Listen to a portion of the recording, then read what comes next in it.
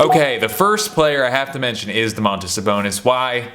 Usually the preseason is for players who, the guys that are going to be studs, the guys that are going to get a lot of minutes, are going to be players that teams are trying out. They're trying to say, hey, is this guy good enough to actually be in the rotation? Is he good enough to start? You do not want to play your starters a lot in the preseason because you know what you got, you know that they're good, and you don't want them to get injured. The Kings played Sabonis a lot, and it could be because he played all 82 games last year. Maybe they said, let's get him cooking, let's get him going fast. It doesn't matter. He can't get hurt. But he played a lot. Kings didn't win any games, though. That's the thing. Kings didn't win any games, so that's why he's at the bottom of the list. And I'm going to blow through this slide just because who cares? It's not, Sabonis is good. He's great. He's awesome. Why is he playing so much in the preseason? I don't understand. I have a couple notes because I looked at the stats of every guy and I said, who were the studs? Who was really cooking out there? Did I watch every preseason game? Of course not. So you look at the stats because you can't watch every game. Sabonis was there, so I have to mention it. 6 most minutes, 6 most points, 2nd most rebounds. Again, why is he racking up the stats out there? And he looked good. He actually really did look good. The thing is, defense is not great. So I went and I watched Sabonis highlights and I watched some Kings highlights, and the defense is not great in the preseason, especially the Jazz. I've been saying especially my entire life. I've been putting a C in there when there's no C.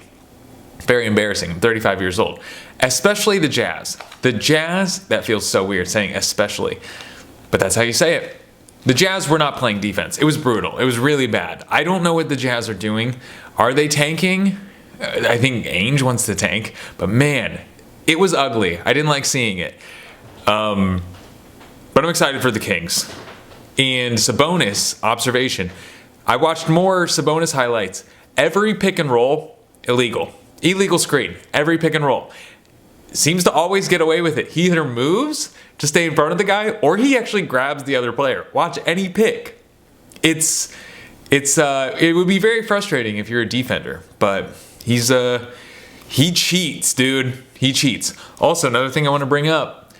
I don't think it's crazy. There is a world where Domantas Sabonis is the MVP this year, and you're $30,000 richer because you bet $100 on him being the MVP. Just saying. His odds to win MVP are plus 30,000. But more than likely, there's a scenario where you're down $100 and someone else wins the MVP. I had to bring that up because he does look good. He gets a lot of assists. He gets a lot of points. And the Kings could be good. He gets a lot of rebounds as well. Sabonis, maybe he averages a triple-double. Maybe he breaks the triple-double record or something like that.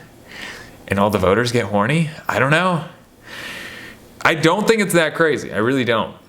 But I don't want to talk about Sabonis anymore. I just had to bring him up because he did well. He's a GOAT of the preseason. Cade Cunningham, the reason he is on this list is because he led the preseason in assists. He did really well in that way. And the Pistons got 3 wins. Cade is good. But one thing I'm going to tell you about Cade is everything is a shot off the pick.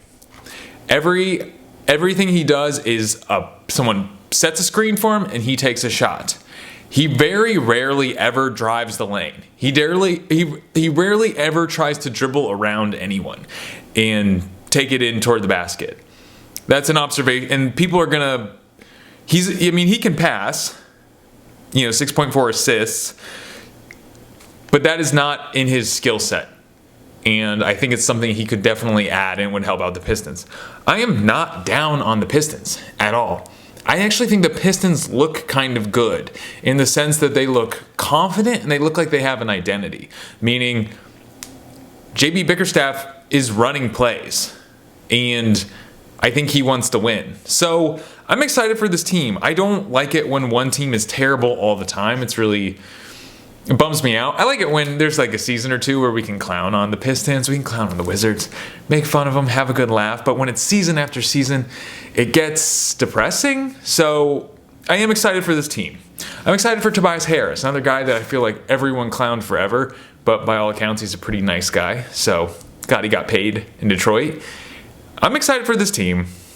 Also, Cade didn't turn the ball over that much in preseason. I'm enjoying it. What else do I got? Oh yeah, he never beats his man. That's the main thing. Everything's off the pick, and he never drives the lane or beats his man. Okay, that's fine. Kai Jones, he made the list because he led in blocks. But I'm gonna tell you, so he looked good. When I looked at his stats, I thought, dude, he actually doesn't seem bad. 8 points, but he is a center. He is a tall guy that will block shots. He'll do that. He'll, get the occasional rebound. He's Nick Claxton. He's a worse version of Nick Claxton. Remember when he asked for a trade? He hasn't been in the league for an entire year. He was on the Delaware Bluecoats, not the 36ers. He was on the Delaware Bluecoats all last year. Didn't play one NBA game. So he's coming back. This is his chance. And when I watched the Clippers highlights, I kind of regret putting him on this list. Because when you looked at the stats, it seemed like, man, Kai Jones, he had a good preseason. This is exciting. Maybe he'll back up Ivica Zubac. Now, I don't know, man. He's not particularly fast. And the offensive skill, doesn't look like he really knows what he's doing out there. But he can block shots. He can be your rim protector, but he's one of those guys. He's a worse version of Nick Claxton, like I said. So I'm concerned about that. And he has a pretty bad free throw percentage. So he's the GOAT. He's a GOAT of the preseason, but I do not think that he's going to get much time on the Clippers. And it's unfortunate. I'm glad he got another chance, though. Also, don't ask for a trade when you're, the 29th pick of the draft. Like, don't demand there's like 10 players in the league that can demand a trade, and a lot of them will demand trades and not get traded. So he just got cut. If your contract is cuttable, don't demand a trade. You'll just get cut. Okay, I'm done with this. I'm done with Kai Jones. He shouldn't have been on the list. He did play the 23rd most minutes. Work ethic is out there. So, no disrespect to Kai Jones. I'm rooting for him. Moses Moody is a really great player. This is a player that plays with a lot of confidence. I think this is the guy that's going to take the leap up. I think he's going to get an extension. So I think he's due for an extension right now. And the contract deadline to actually do an extension is coming up. And people are saying that it is going to get done, but Kuminga, guys who are on the same draft, Kuminga's is not going to get done. Because I think Kuminga wants more money. Moody doesn't want as much money. So, Golden State Warriors their payroll is huge right now. So they're not trying to spend any more money than they have to. Moody is the move. He looks awesome out there. He shoots listen, I'm not comparing him to Steph, but the way he spots up is similar to Steph. I am sure he's got pointers from Steph. I'm sure that Steph has taken him under his wing and said, hey, I'm going to try to show you how I do it. I think Clay also did as well. But the main thing I noticed is just the insane amount of confidence that he had was really impressive. I think he's going to, and I'm excited for this team. The Golden State Warriors went undefeated in preseason. They won 6 games. So, so he averaged 17 minutes a game last year. He was getting in. I think, I didn't write down how many games he started, but I think he's a sleeper pick for most improved player. I don't think that's a bad prediction, because I think he's going to get a lot more minutes. I could see him starting, depending on if it works out with Buddy Hield, if it works out with Kyle Anderson, depending on how I think he's in the mix, and I think he's competing for a starting spot. I really do. So this guy is good. And let's see if I have any more notes. I think that's it. So yeah, started 9 games last year, and it's always going up. So he's always improving every single year. But yeah, I think watching them. There's another Golden State Warrior coming up, but everyone took the under on them. I'm starting to come around to think that maybe this, again, not a championship team, so it doesn't really matter. They're still in that land where they're trying to be a championship team, but there's no way they possibly could. Everyone's thinking that they probably won't even make the playoffs. I don't think that. I think they will make the playoffs because of Moses Moody and another player coming up, potentially. Dude, Andre Drummond had to be on this list. And mainly, I really want to talk about Andre Drummond. Because if you're an advanced stat person, if you're one of those people that are like, advanced stats, I really think they give a good, accurate indication of who is good, who is providing value to their team, and PI and PER are very important. Then Andre Drummond is your guy. He had the second highest PI rating in preseason, player impact estimate, meaning he had the second most impact in the preseason. Isn't that interesting? And even last year, I remember if you just looked at those advanced stats, he was incredible. He was one of the best players in the league given the time that he was out on the floor. The problem is, those stats, when you're actually watching, Andre Drummond is proof that the stats don't matter that much. Does he get rebounds? Yes, he gets a lot of rebounds, and he's good at that. But man, is he slow. He is incredibly slow. He is not fat. He gets down the court and like just takes like molasses. He's huge too. I mean, he could stand.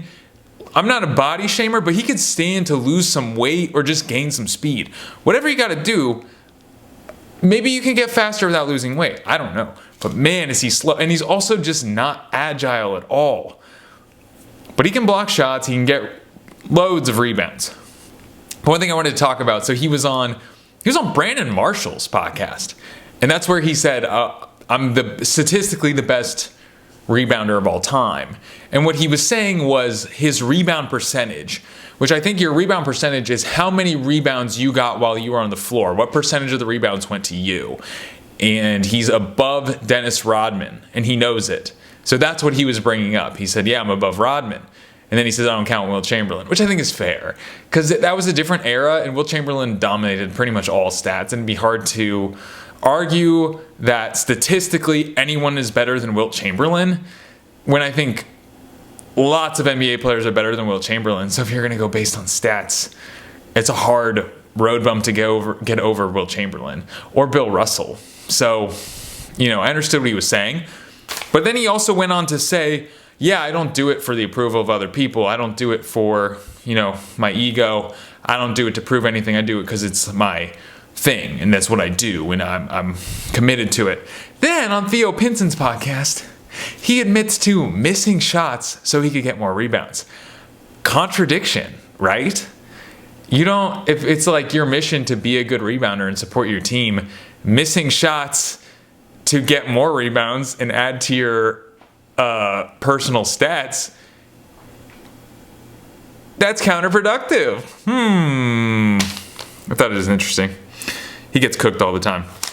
All right, let's move on to Brandon Miller. Brandon Miller, I didn't watch any Charlotte. I don't think I watched 1 minute of a Charlotte game last year. I didn't. I don't, and because I would hear people saying, oh, Brandon Miller looks good. It was the same thing with Bilal Coulibaly. I remember people saying he looked really good. And I was like, I'm not watching Wizards games. I have no idea. But Brandon Miller was first team all-rookie last year. I think he finished third in Rookie of the Year voting. And so me watching the preseason, this was like the first time I had actually watched Brandon Miller. And he's got talent. He's got skill. He's a baller. He reminds me a lot. And again, sometimes body type will lead you to believe one player's game is similar to another. Mikal Bridges. He reminded me of Mikal Bridges in terms of spot-up shooting, but then when it came to creating his own shot, Brandon Ingram. He had that sort of work it around in the paint until you find a shot for yourself. Really impressive guy. What do I have on Brandon Miller? LaMelo Ball had a pretty great preseason as well. So if you believe in preseason having any value, there's another Hornet coming up on this list, but LaMelo looked good, and so did Brandon Miller, because I thought, is Brandon Miller going to take over this team? Are they going to trade LaMelo? And then I looked, I'm like, no, they're both pretty good and actually complement each other pretty well. Really exciting team, and I'm excited to be excited about Brandon Miller. I kind of wrote him. I was like Team Scoot. I'll be honest. I was Team Scoot Henderson. And I was like, why did the Hornets draft Brandon Miller? And then I was wrong. I was wrong, baby. So he shoots unnecessarily deep threes. That was one thing I noticed. Like, bring it in, dude. He'll be open for a three, no one contesting it, and he'll shoot it from like 2 feet behind the arc. So strange. They'll go in, but so in his I gotta talk about his 3-point percentage. 48% from 3. And a decent volume, 8.6 a game. Wow. He's excellent. This is going to be, I think he's going to beef up. He's going to put on some man weight. And this guy's going to be excellent. This guy's going to be one of the best players in the league. Or he's going to be an all-star. I got a little carried away. Let's move on. Dalton Knecht looks awesome. I love Dalton Knecht. I'm a fan of drafting old-ass players. I love old-ass young guys. I'm into it, man. He looks confident out there. And J.J. Redick even said, what did J.J. Redick say? He said he is in the 1% of shooters. That's what J.J. Redick said. Not me. J.J. Redick, an all-time great shooter, said that. And I was watching the game. So he went off for 35 points in a game against the Suns. And they beat the Suns. That's one of those games where in the preseasons you can tell, okay, Dalton Knecht's out there and he's like, I'm going to show people that I'm really good. I'm going to show people what I can do. And he was doing it all. And he was doing spot-up shots. He was creating his own shot. This guy is going to be good. He's not going to be a real contributor this year, I don't think, in the way that the Lakers need him to be. So it's kind of funny that they drafted a player that's ready to rock, but not quite ready to rock on a championship team. Well, I could be wrong. But he's going to have to really be a contributor on a championship team, he's going to have to be really good. So he's a little heavy on the turnovers to his usage. Usage meaning that the play ended with you. You either shot it or you got fouled or you turned the ball over. So he was a little bit, 2.2 turnovers a game. I think he was like 20% usage. It's high. I know this stat. I've been doing this for a year now. That's a little high. He turns the ball over a bit much. It's unfortunate. But I'm still, and his net rating is atrocious. So, and look at his plus minus is negative 5.8. So you gotta look into that. You have to consider it. But I will tell you, if you watch highlights of him, he looks like a great basketball player. His 3-point percentage for a rookie, he had high volume, so he shot 10 3-pointers a game at 36%. It's not an incredible 3-point percentage, but for a rookie, shooting 10 a game, it's really good. He's an exciting player. But the confidence is the main thing that I noticed. The confidence to create your own shot and also take wild corner threes without looking. Pretty cool, man. And he seemed, I like him as a Laker. I'm kind of a Laker. I don't like any team. I really don't. I'm just a hater. Let's move on. I can't say his name. Tidjane Salaun. That's going to be so offensive to any French person. Tidjane Salaun. I know. It's like Celine Dijon. I don't know how to say his name. I was even listening to the highlight. It's when they would repeat his name. Couldn't understand it. I don't think anyone really, people are having a hard time. French accents are hard to understand. For me, not necessarily for everyone. But this is a good player, and I think the real reason he's on here, he played the 4th most minutes, so he really got out there and got some run in preseason. 10th most rebounds. This guy is large. He's a shooting guard, but he is big. He is a big boy, and he pulls down boards. I'm a little bit concerned about how quickly he shoots, though. It takes him a while to get the ball up. So when he shoots a lot of his threes when he's open.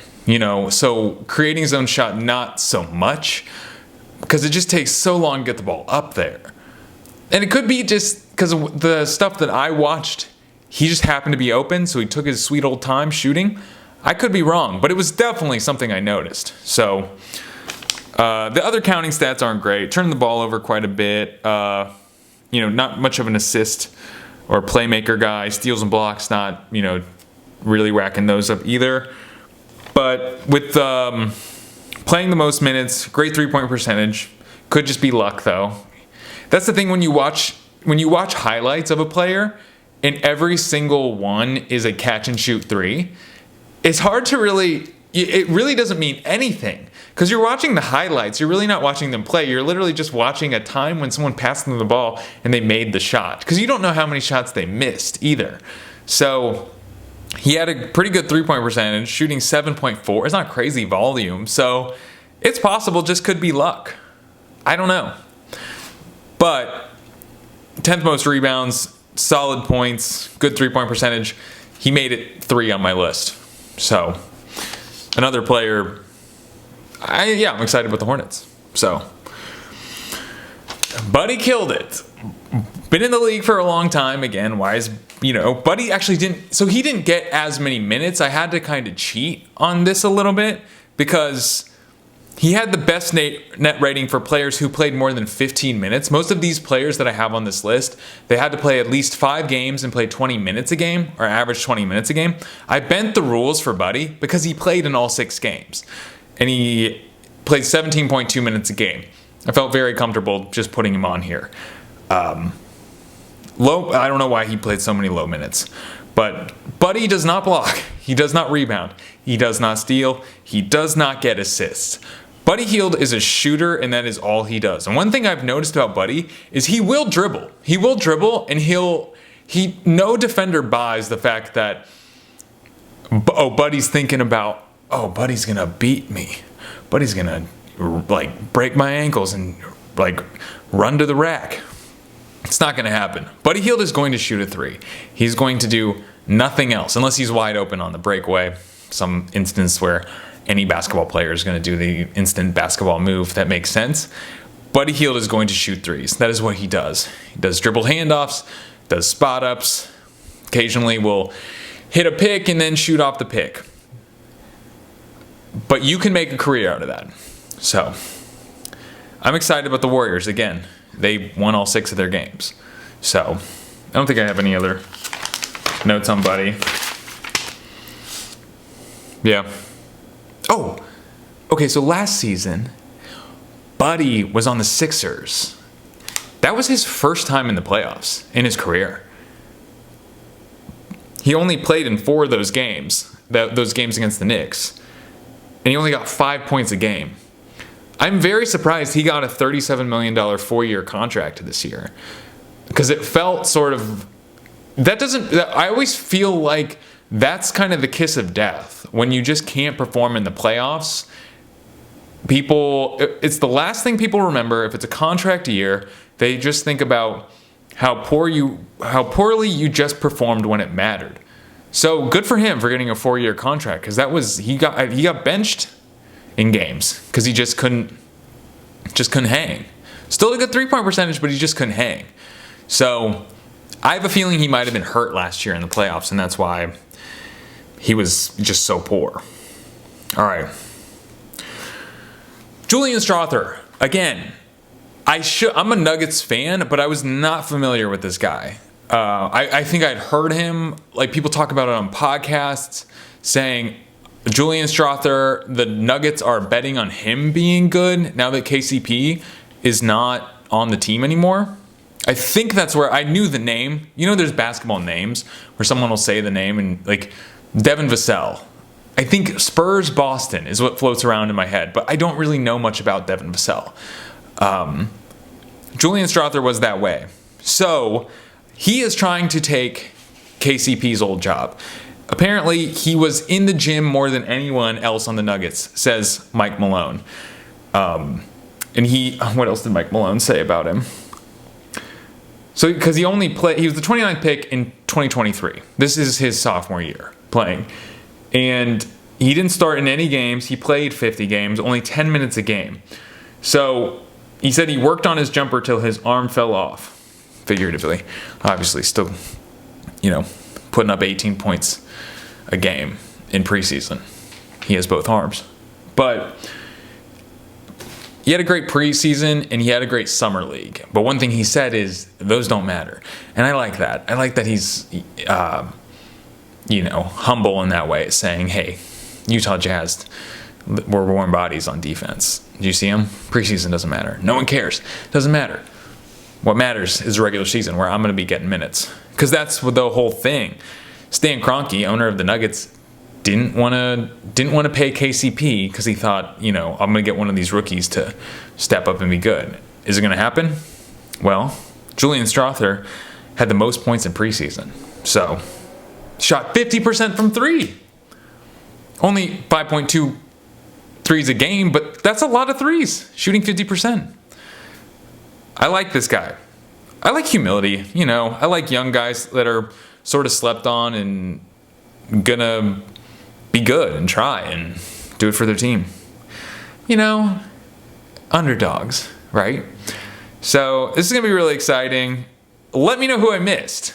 Like the video and let me know who I missed. I'm sure I missed a lot of people. Jalen Green only played 4 games. He had a really good preseason, but who cares? Played 4 games. Play more games. Maybe he'll be on the list next year. All right, be good to your mothers. Eat a corn dog.